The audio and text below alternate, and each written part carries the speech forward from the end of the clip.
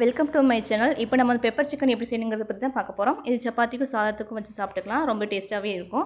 வாங்க எப்படி செய்கிறதுன்னு பார்க்கலாம். ஒரு சின்ன பாத்திரத்தில் எடுத்து 2 ஸ்பூன் மிளகு சேர்த்துக்கோங்க, 1 ஸ்பூன் பெருஞ்சீரகம் சேர்த்துக்கோங்க, ஒரு 1/2 ஸ்பூன் வந்து சின்ன சீரகம் சேர்த்துக்கோங்க, ஒரு பட்டை 4 கிராம்பு சேர்த்து நல்லாவே வறுத்து விட்டுக்கலாம். அப்போ கூட கொஞ்சம் ஒரு 5 வரமிளகாவே சேர்த்துக்கலாம். நல்லா சேர்த்து நல்லா வறுத்து எடுத்து வச்சுக்கலாம். ஒரு மிக்ஸி ஜாரில் அரைச்சி எடுத்துக்கணும். அப்போ பார்த்தீங்கன்னா ஒரு பெரிய பாத்திரத்தில் வந்து எண்ணெய் ஒரு 3 ஸ்பூன் சேர்த்துருக்கேன். நீங்கள் உங்களுக்கு எந்த எண்ணெய் விருப்பமாக இருக்கும் அதையும் நீங்கள் சேர்த்துக்கலாம். நான் நல்லெண்ணெய் தான் சேர்த்துருக்கேன்.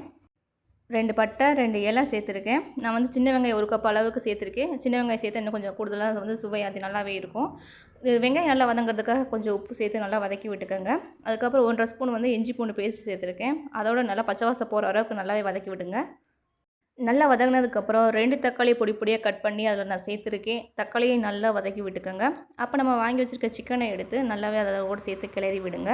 கொஞ்சமாக அதோட மஞ்சள் தூள் சேர்த்துக்கோங்க. அப்போ மிக்ஸி ஜாரில் அரைச்ச அந்த மசாலாவையும் சேர்த்துக்கலாம். அந்த மசாலாவை சேர்த்ததுக்கப்புறம் நல்லாவே கிளறி விட்டுக்கோங்க. அப்போ 1 டம்ளர் அளவுக்கு தண்ணியை சேர்த்து ஒரு 10 நிமிஷம் வந்து லோ ஃப்ளேம்லேயே வச்சு மூடி விடுங்க. இடையில அப்பப்போ வந்து கிளறி விடுங்க. இப்போ சிக்கனும் வந்து நல்லாவே வந்துருச்சு.